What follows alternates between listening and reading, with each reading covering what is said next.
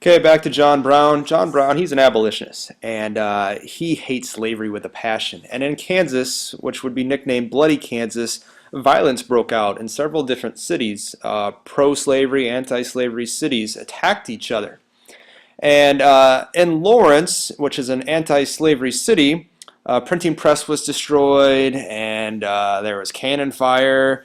And so John Brown decides to take a few men, some of his sons, and they go to Pottawatomie, which is a pro-slavery town, and to have some revenge. And they hacked 5 men to death in front of their families, dragged them out of their house, and hacked them up silently. So that gunshots would not be fired. Let's just say John Brown's a little crazy, and then he fled Kansas and headed out to the East Coast.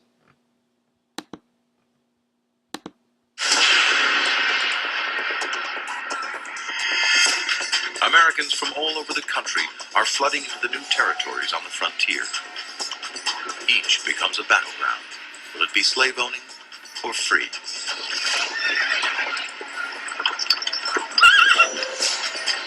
It comes to a head in Kansas. A peaceful protest turns violent.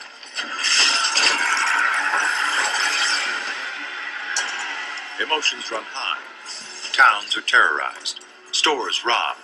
Homesteads burned. North and South are polarized. Neither side will back down.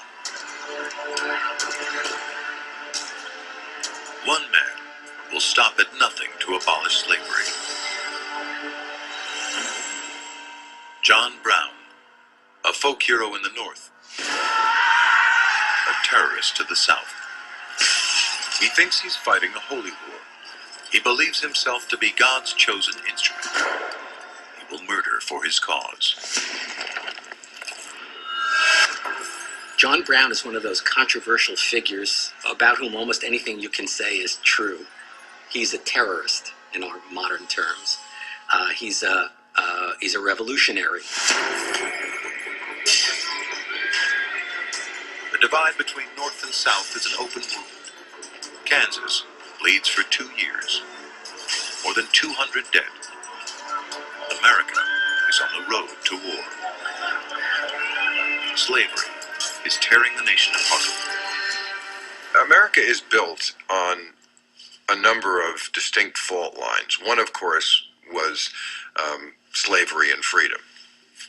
That was a fault line that had to be addressed. In the South, slavery is a way of life, even for non-slave owners. Anti-slavery forces in the North threaten their right to decide their fate. There is still, in some areas of America, a great pride in being Southern and holding true to the original Southern attitude. I think our clinging to the idea that slavery is a right and just way of life, it is a dark spot in our history. Anger in the South grows more passionate every day. The North claims the moral high ground. But they are getting rich off cotton too. Pretty much everybody agreed that a crisis was developing. Not everyone knew that the crisis would include in the end a civil war, but everyone understood that a showdown between the slave South and the free North was about to occur. Problems in Congress. Even fighting erupted in Congress between Senator Charles Sumner, Republican Massachusetts, very abolitionist, anti-slavery, and Congressman Preston Brooks, Democrat from South Carolina.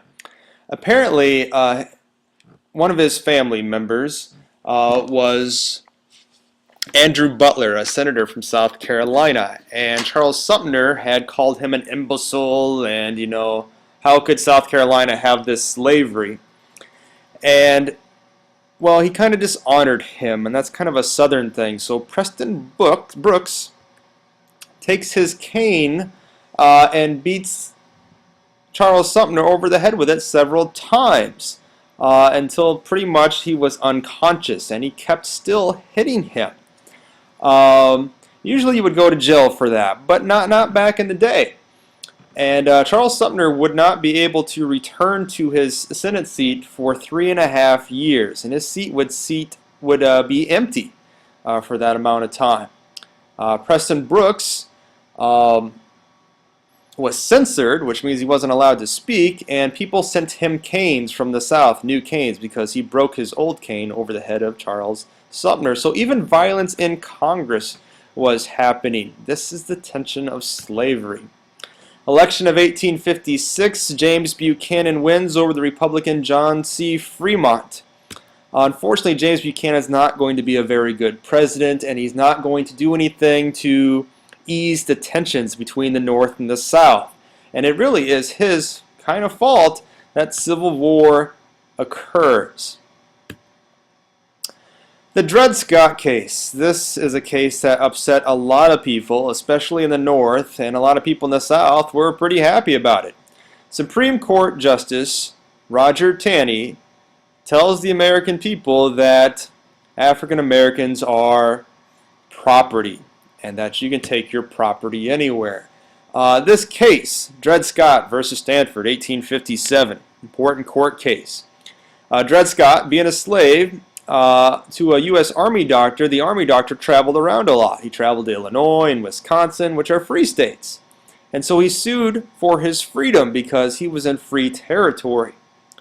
Well, this all goes all the way to the Supreme Court. And the Supreme Court ruled that first, he had no right to sue in the first place because he's not a citizen.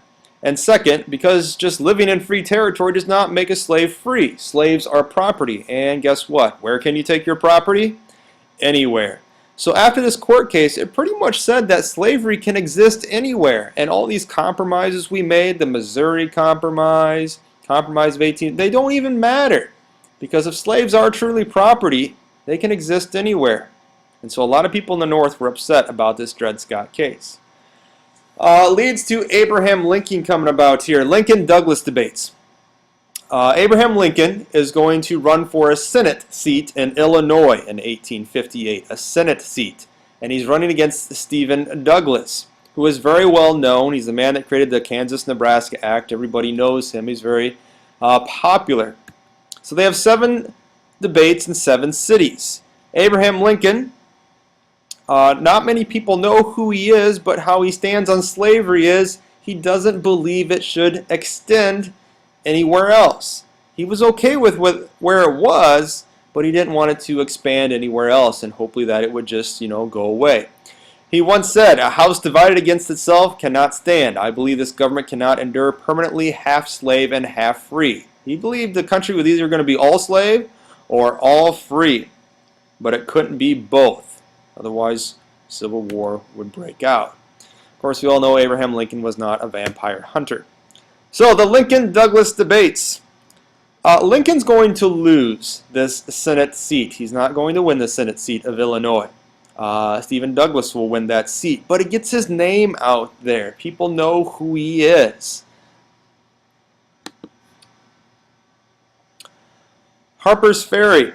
John Brown comes back into the spotlight again. This time he's in Virginia.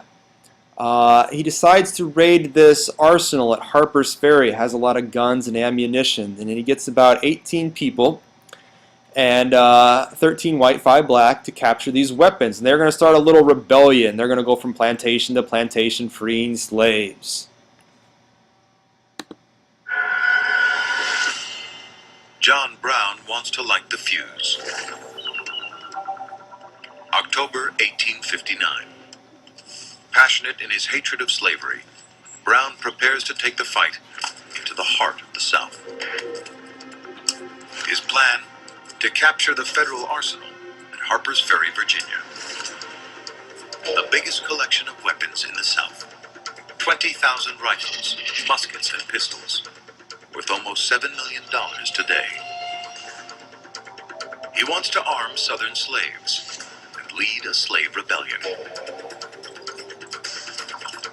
He's fighting alongside his 5 sons, all of them willing to die for their cause.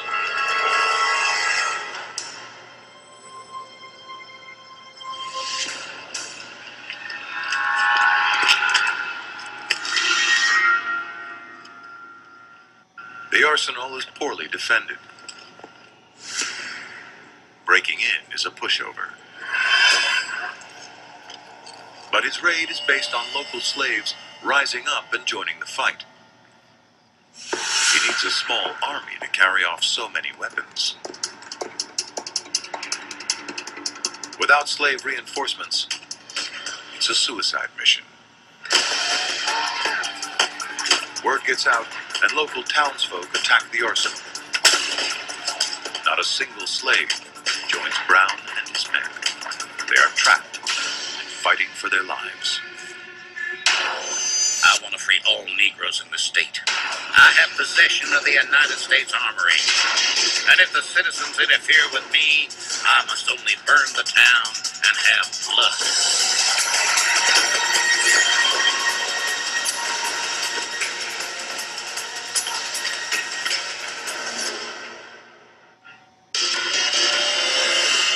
Radical abolitionist John Brown is trying to inspire a slave revolt. No slaves have joined him, and now he's trapped.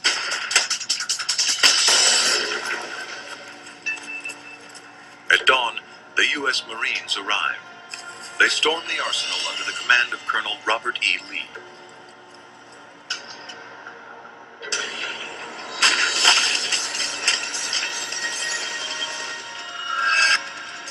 Brown won't go down without a fight.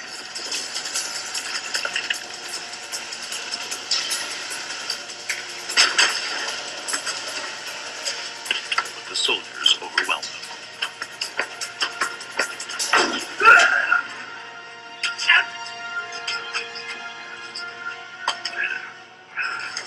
The fight against slavery has only just begun.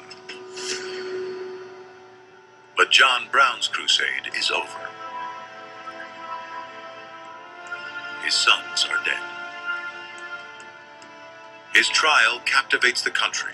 Charged as a criminal, he puts the institution of slavery on trial. America is fatally divided. Brown is convicted of treason and sentenced to death. A terrorist in the South, a martyr in the North. He's executed on December 2nd, 1859. As the country prepares to elect a new president in 1860, many wonder if the nation can survive. I, John Brown, am now quite certain that the crimes of this guilty land will never be purged away, but with blood. So there's John Brown for you, and a lot of people in the North applauded him while the South thought he was a terrorist. And again, this just leads to tensions between the North and the South. Election of 1860 comes up, and the Republicans decide to run Abraham Lincoln as their candidate. And this is where the Democrats are going to run into troubles here. The Democrats are going to put up two people. Southern Democrats are going to nominate John Breckinridge, the vice president. The Northern Democrats are going to nominate Stephen Douglas. So this is where the Democrats fail here because they're splitting their party up. So they're going to split votes. Republicans nominate Abraham Lincoln. There was another third minor party called the Union Party, and they nominated John Bell, who wanted to keep the Union together, but also keep slavery as well. So after Abraham Lincoln wins the 1860 elections, the states start to break away. South Carolina, important, is the first state to break away December 20th, 1860. They secede from the Union. Then Texas, Louisiana, Mississippi, Alabama, Florida, Georgia, South Carolina all joined together to form the Confederate States of America. After Lincoln takes office, there's 5 more states that break away, so a total of 11.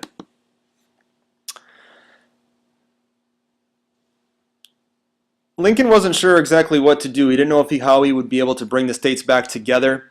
It's when the southern states started taking federal forts in the South. Fort Sumter is where the Civil War began, April 12th, 1861.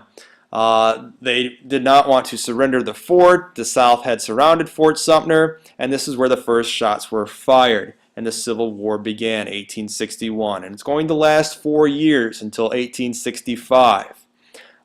So the battle, or the shooting at Fort Sumter, is where the Civil War begins.